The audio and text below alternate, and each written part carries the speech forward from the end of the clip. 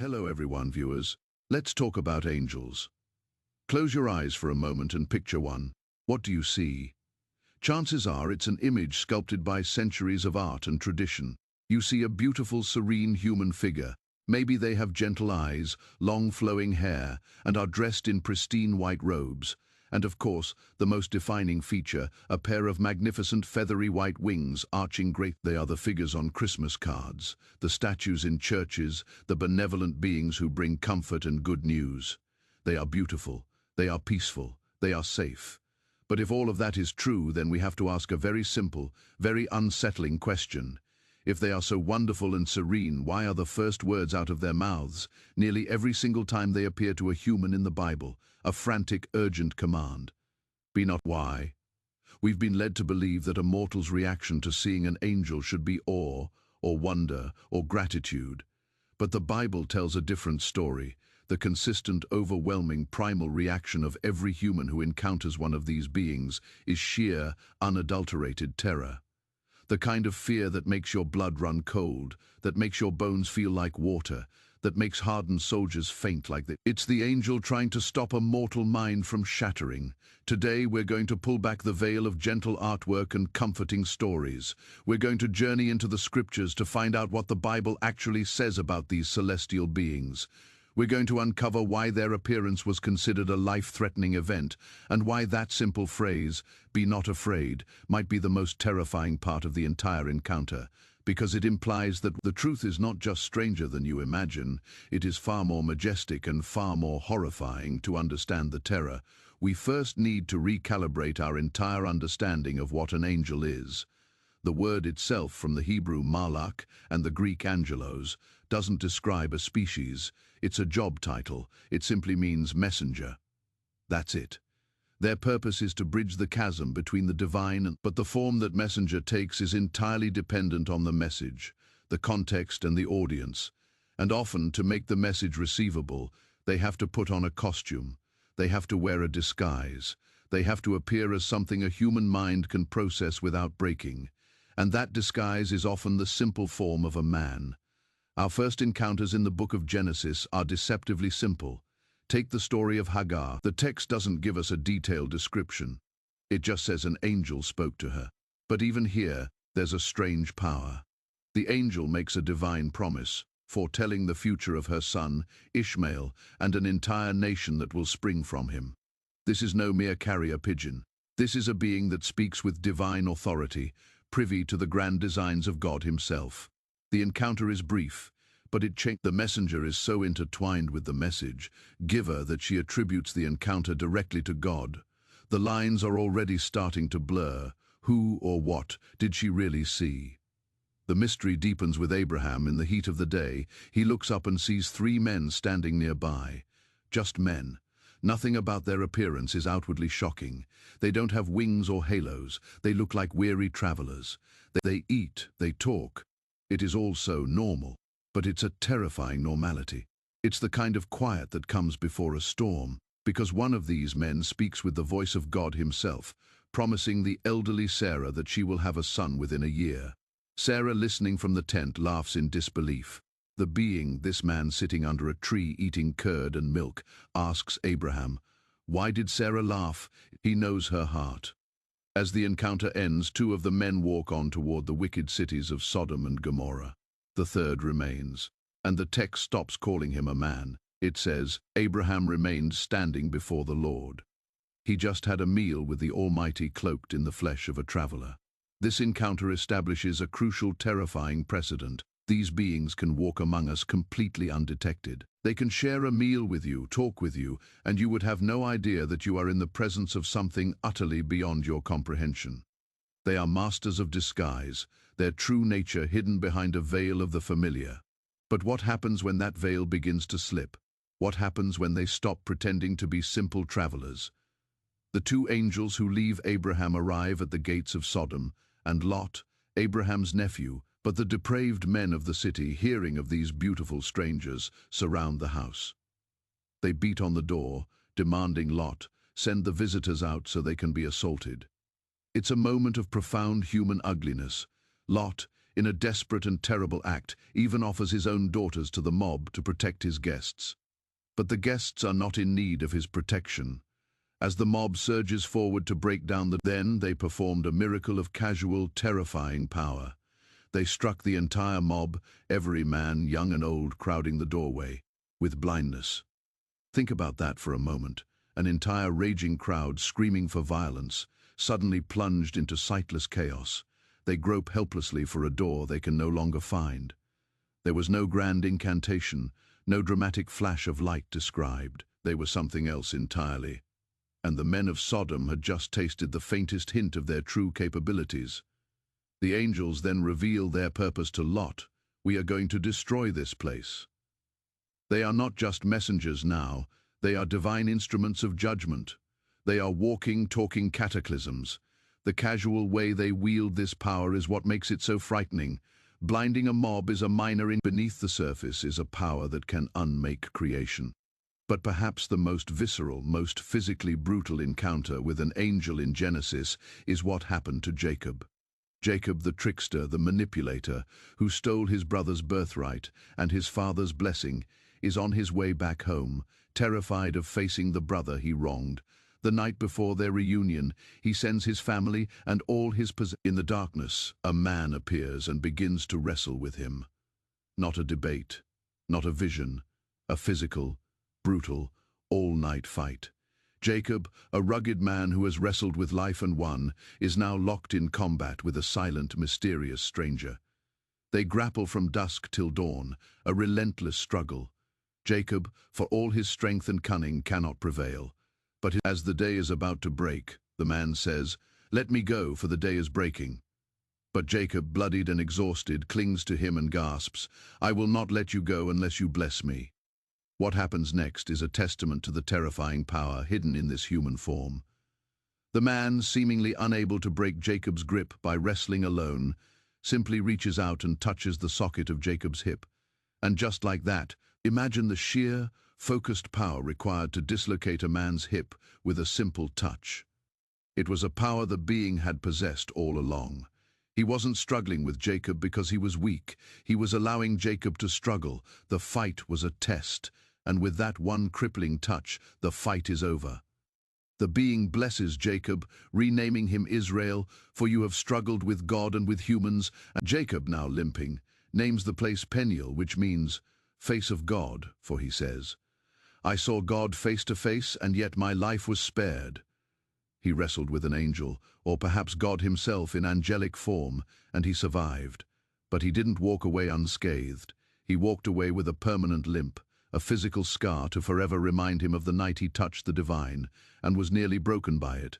This was a being of immense physical power, capable of crippling a man with a touch. Surviving an encounter with one of them was not guaranteed. In fact, Jacob seems surprised that he is still alive. The awe is mingled with the terror of a near-death experience. These early stories in Genesis are just the beginning. They are the cracks in the dam, hinting at the flood of terrifying power that lies behind. The angels here still wear the mask, and as the story of the Bible unfolds, the mask begins to slip more and more, revealing the truly awesome and dreadful face beneath. As we move from the age of the patriarchs into the formation of Israel as a nation, the role of angels becomes more explicit and their appearance more militant. The messengers are no longer just mysterious travelers. They are now commanders, celestial warriors. After 40 years of wandering in the desert, the Israelites stand on the precipice of the promised land. Moses is dead, and leadership has fallen to his prot, Joshua, a seasoned and brilliant military commander. The first great obstacle in their path is the impenetrable fortress city of Jericho, the weight of the entire nation, the fulfillment of a centuries-old promise, rests on Joshua's shoulders. He looks up, and suddenly he is not alone. Standing before him is a man, but this is no ordinary man. He holds a drawn sword in his hand. Joshua, ever the soldier, immediately issues a challenge, his voice cutting through the tension of the twilight. "Are you for us or for our adversaries?" He demands to know where this warrior's allegiance lies. The answer he receives is one of the most chilling and awe-inspiring. He replies, "Number, but as commander of the army of the Lord I have now come." Imagine Joshua's reaction. This is not a reinforcement. This is not an ally to be commanded. This is his superior officer. This is the general of a heavenly army, an army of beings so powerful that a single one could blind a mob or cripple a man with a touch. This being is not here to help Joshua win his battle. He is here to take command, the hardened general, the conqueror. To be falls on his face to the earth in worship. He doesn't question the authority. He doesn't argue. He prostrates himself and asks, "What message does my Lord have for his servant?" The commander's reply echoes the words spoken to Moses at the burning bush. "Take off your sandals, for the place where you are standing is holy." In that moment, Joshua understands. The sanctity and power of God himself is radiating from this being. The line between messenger and master is once again blurred into insignificance. The sheer authority of this angel is absolute. He doesn't offer advice. He issues commands for the Battle of Jericho, commands that make no military sense, marching around a city, blowing trumpets. But they are followed without question, because when the commander of the, not just a messenger, not just a protector, but a celestial general, a being of immense authority and military power, whose very presence sanctifies the ground he stands on. And if seeing a commander is this terrifying, what about seeing a common soldier from his army acting as an executioner? The strange story of Balaam gives us a glimpse. Balaam is a prophet, for hire summoned by the Moabite king Balak, but it is blocked by something only the donkey can see. An angel of the Lord stands in the road holding a drawn sword. The donkey, seeing the celestial executioner, turns aside. Balaam, blind to the danger, beats the animal and forces it back onto the path. This happens twice more. The angel moves to a narrow pass where the donkey cannot turn, and the animal simply lies down under Balaam, choosing a beating from its master. The Lord opens the donkey's mouth and it speaks, protesting the abuse. It is in this moment of absurdity, arguing with his own donkey, that the Lord finally opens Balaam's eyes, and he sees it. The angel of the Lord standing in the road, sword drawn and ready. The sight is so terrifying that Balaam bows low and falls flat on his face. The angel's words to him are not comforting. "Why have you beaten your donkey these?" "The donkey saw me and turned away from me 3 times. If it had not turned away, I would certainly have killed you by now, but I would have spared it."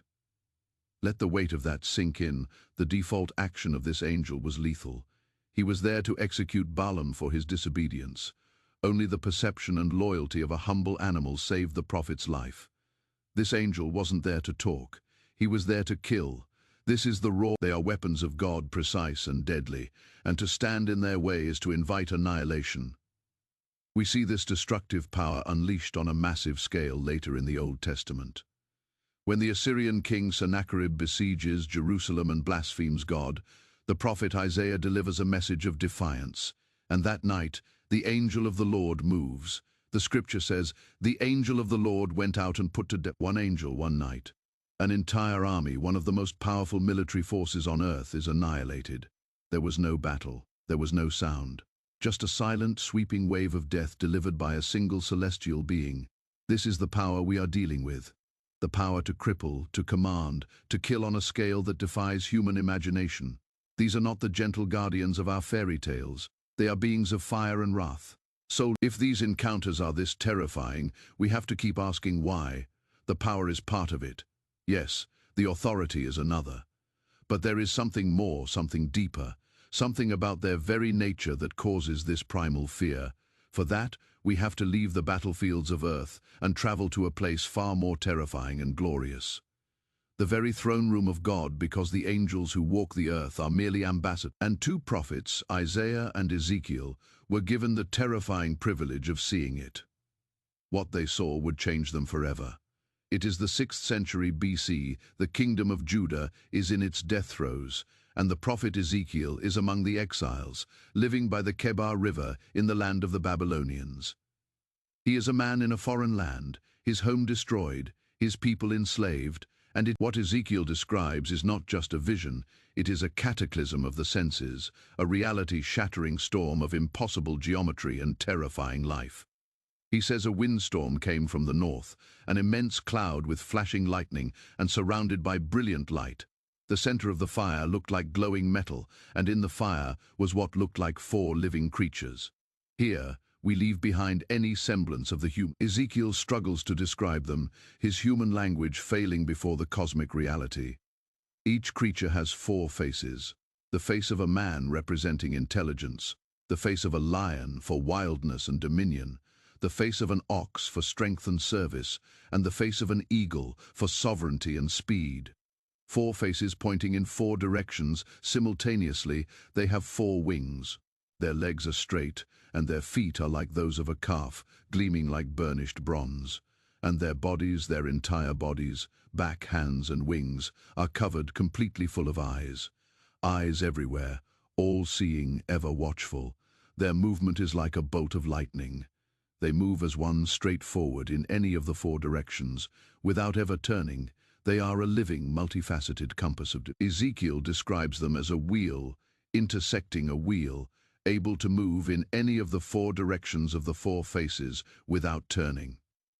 Their appearance is like sparkling topaz, and their rims, the rims of these colossal wheels, are high and awesome, and they are full of eyes all around. The spirit of the living creatures is in the wheels. When the creatures move, the wheels move with. They are a single, terrifying, interconnected entity of flesh, spirit, and cosmic machinery. And the sound they make is the thunder of creation itself. Ezekiel describes the sound of their wings as like the roar of rushing waters, like the voice of the Almighty, like the tumult of an army. It is a sound that shakes the soul, an overwhelming symphony of power. Above the heads of these living, and above the expanse is a throne of lapis lazuli, and on the throne is a figure like that of a man, glowing like metal, engulfed in fire from his waist up and his waist down. This is the vision of the glory of the Lord. Now put yourself in Ezekiel's place. You are not seeing a man with wings. You are seeing a living tempest, a storm of eyes and wings and wheels and lightning and thunder, a being so complex, so alien, so it is a living paradox. A being of perfect order and chaotic energy, a piece of divine technology that is simultaneously alive. Ezekiel's reaction is the only one possible, he says. This was the appearance of the likeness of the glory of the Lord. When I saw it, I fell face down. He doesn't just kneel, he collapses, his body gives out. The sheer sensory and spiritual overload is too much for a mortal. A being made of the raw stuff of creation, a whirlwind of holy energy. Now do you see? When an angel appears on earth looking like a man, it is an act of profound mercy. It is like a nuclear reactor wrapping itself in lead shielding, so that it can be near you without instantly vaporizing you. The disguise is not for the angel's benefit. It is for ours. They are filtering their reality, and even then, some of that glory, some of that terrifying power, leaks through, and our souls recognize it for what it is. Something dangerous and other. Let's consider another prophet, Isaiah. He lived about a century before Ezekiel, in a time of great turmoil for Judah. His vision is not of a storm on a riverbank, but of a scene within the temple of Jerusalem. Isaiah says, "I saw the Lord high and exalted, seated on a throne, and the train of his robe filled the temple." This is a vision of God in his royal court, and attending him are not the cherubim, but another class of celestial being, the seraphim. The name seraphim literally means the burning ones. They are beings of pure fire. Isaiah says each one has 6 wings. Why? Because not even they, these beings of pure fire who live in the presence of God, can bear to look upon the undiluted fullness of his glory. If they cannot, what hope does a mortal have? With 2 wings they cover their feet, a gesture of profound humility and reverence. And with 2 wings they fly, hovering in the presence of the Almighty, serving as his attendants. And they are calling to one another, their voices echoing in the celestial court. "Holy, holy, holy is the Lord Almighty. The whole earth is full of his glory." The sound of their voices is so powerful that it makes the doorposts and thresholds of the temple shake. The entire building, the holiest place on earth, trembles at the sound of their worship, and the temple is filled with smoke, the physical manifestation of God's overwhelming. He doesn't feel awe. He feels his own imminent destruction. He cries out, "Woe to me, I am ruined, for I am a man of unclean lips, and I live among a people of unclean lips, and my eyes have seen the King, the Lord Almighty." He believes he is going to die. To see this, for a mortal, is a death sentence.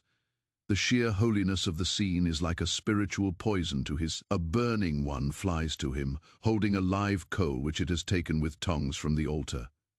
It touches Isaiah's mouth with the burning coal and declares, "See, this has touched your lips, your guilt is taken away and your sin atoned for." He has to be supernaturally purified, cauterized by holy fire, just to survive being in the room. This is the key. The terror of the angels is not just about they exist in a state of absolute purity in the direct, unfiltered presence of God. When they enter our fallen, broken world, they bring a sliver of that holiness with them. And that holiness is like a consuming fire to our impurity. Our spirits recoil from it, not because it is evil, but because it is so blindingly, painfully good. Our souls feel their own inadequacy, their own guilt. The terror is the instinctive knowledge that you do not belong in the presence of such purity. So when an angel says, "Be not afraid," it is doing more than calming a startled human. It is issuing a divine stay of execution. It is creating a temporary supernatural bubble in which a sinful mortal can stand before a holy being and not be utterly consumed by the experience. It is a command against the natural order of things. It is fight your spiritual instinct for self-preservation, because the message I bring is more important than the terror you feel. The theme of a divine being whose appearance is physically and mentally overwhelming is not confined to the Old Testament. The prophet Daniel, a contemporary of Ezekiel living in the court of Babylon, has an encounter that reads like a synthesis of everything we've seen so far. Daniel is by the great river Tigris. His body was like topaz, his face like lightning, his eyes like flaming torches, his arms and legs like the gleam of burnished bronze, and his voice like the sound of a multitude. This is not the simple disguise of the angels in Genesis. This is a being whose glory is barely contained, the face like lightning, the eyes like fire, the voice like a roaring crowd. He is a walking. Daniel says his companions did not see the vision, but something of its power radiated outwards. Such a great terror fell upon them that they fled and hid themselves. They couldn't even see the angel, but they felt its presence, and their only instinct was to run for their lives. Daniel, who sees the vision directly, fares even worse, he writes. "I was left alone, gazing at this great vision. I had no strength left. My face turned deathly pale." He literally cannot remain conscious in the presence of this being. The angel has to physically touch him and lift him to his hands and knees, and he is still trembling. The angel, often identified as Gabriel, then has to strengthen Daniel, telling him, "Do not be afraid, Daniel," before he can even begin to deliver his message. The encounter is so draining, so overwhelming, that Daniel is left weak and sick for days afterward. This is not awe, not wonder, but a complete physical and psychological collapse. Now, let's carry this understanding into the New Testament. The tone may seem gentler, the message one of salvation, but the nature of the messengers has not changed. The fear they inspire is just as primal. Consider the story of John the Baptist's birth. His father, Zechariah, is an old priest. As he is burning incense in the holy place, an angel of the Lord appears, standing at the right side of the altar. The text is simple and direct. When Zechariah saw him, he was startled and was gripped with fear. This is a holy man in the holiest place in Israel, and his reaction is stark terror. The angel Gabriel again has to start with the familiar command, "Do not be afraid, Zechariah." But Zechariah, in his fear and doubt, questions the angel, and he gets a swift, sobering reminder of who he is talking to. Gabriel replies, "I am Gabriel. I stand in the presence of God, and I have been sent to speak to you and to tell you this good news. And now you will be silent and not able to speak until the day this happens, because you did not believe my words." Just like that. For a moment it's Gabriel reminding Zechariah of the power and authority he represents. Questioning the message is questioning the one who sent him, and there are consequences. The power to silence a man is as casual for Gabriel as the power to blind a mob was for the angels in Sodom. 6 months later, the same angel Gabriel is sent to a young girl in a backwater town called Nazareth. Her name is Mary. He appears to her and greets. Mary's reaction. She isn't flattered. She isn't joyful. The scripture says she was greatly troubled at his words and wondered what kind of greeting this might be. The appearance of this being is a deeply disturbing, frightening event, and so Gabriel must once again issue the command, "Do not be afraid, Mary." He has to pacify her terror before he can deliver the most important message in human history. The first order of business for an angel is terror management. Now, let's go to the fields outside Bethlehem. A group of shepherds, rough working-class men, are watching their flocks at night. Suddenly, an angel of the Lord appears to them. But it's not just the angel. The text says, "The glory of the Lord shone around them." They aren't just seeing a being, they are being bathed in the raw, unfiltered radiance of God's presence. The angel has to say it, "Do not be afraid." He tells them the good news of the Savior's birth. And then, as if the appearance of one of these beings wasn't enough, the sky is torn open. Suddenly, a great company of the heavenly host appeared with the angel, praising God. Imagine that sight. Not one being of light, but an army, a multitude of celestial soldiers, the army commanded by the angel Josh. What would it be like to see a legion of them? The sky filled with beings whose true forms are storms of fire and eyes. It's a miracle they survived at all. But the most dramatic example of angelic terror in the Gospels comes at the end of the story, at the empty tomb. Mary Magdalene and the other Mary go to see the tomb at dawn on the first day of the week. There is a violent earthquake, and an angel of the Lord descends from heaven. His appearance was like lightning, and his clothes were white as snow. He rolls back the stone from the tomb's entrance and sits on it. Now, guarding this tomb is a detachment of Roman soldiers. These are not frightened shepherds or elderly priests. They are hardened, professional legionaries. Men who have seen battle, who live and die by the sword. They are the iron fist of the Roman Empire. The Bible says, "The guards were so afraid of him that they shook and became like dead men." They fainted. An entire unit of trained soldiers was so overcome with terror that they lost consciousness. They were paralyzed by fear, collapsing as if they had been struck dead, just from the sight of one angel on a mission. The angel, in a moment of almost dark humor, completely ignores the comatose soldiers and speaks to the terrified women. Overcoming the fear is the miracle. Finally, we turn to the last book of the Bible, Revelation, where the veil is completely removed. Here, the angels are not just messengers, they are the cosmic agents of God's final judgment. They are no longer hiding their power, they are unleashing it upon a rebellious world. We see angels who hold back the four winds of the earth. We see 7 angels given 7 trumpets. And with each blast, a new cataclysm is unleashed on the planet. Hail and fire mixed with blood, a third of the sea turning to blood, the sun and moon being struck dark. We see an angel with a censer of fire from the altar, who hurls it to the earth, causing peals of thunder, rumblings, flashes of lightning, and an earthquake. We see angels pouring out 7 bowls of God's wrath, causing sores to break out on humanity, the rivers to turn to blood, and the sun to scorch people with fire. In Revelation, the angels are revealed for what they truly are, beings of immense world-altering power, whose actions dictate the fate of nations and the very fabric of creation. They are the instruments of a God of justice, and John, the apostle who is receiving this vision, is so overwhelmed by the majesty of an angel showing him these things that he falls down to worship him. And the angel has to stop him, saying, "Don't do that. I am a fellow servant with you. Worship God." The angel himself, this being of incredible power, deflects the worship. He understands the hierarchy. His own terrifying glory is but a pale. So we come back to our original question, armed with the full weight of Scripture. Why is their first phrase always "be not afraid"?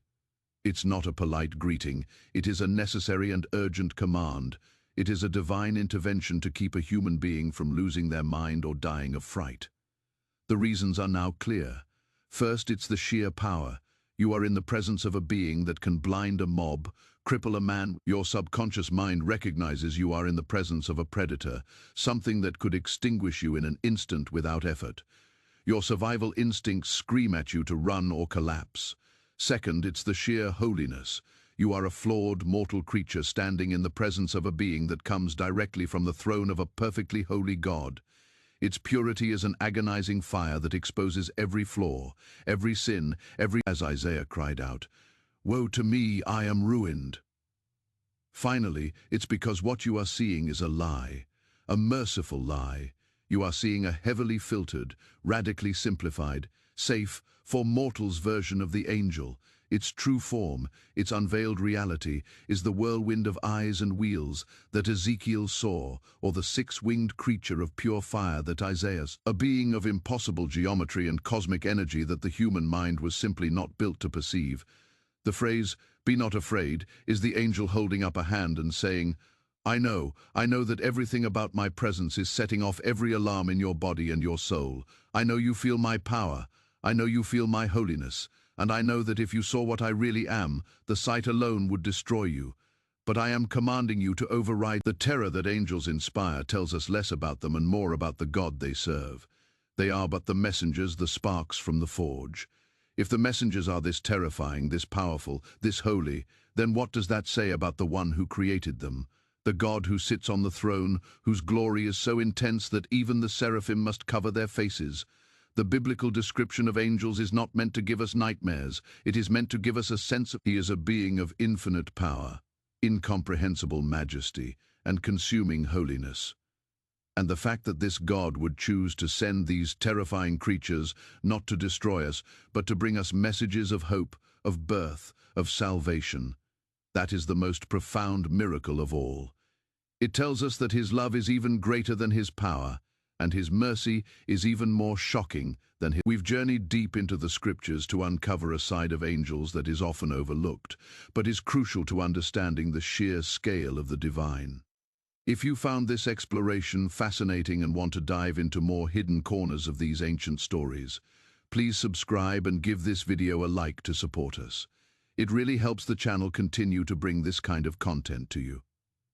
Thank you for watching, and see you in the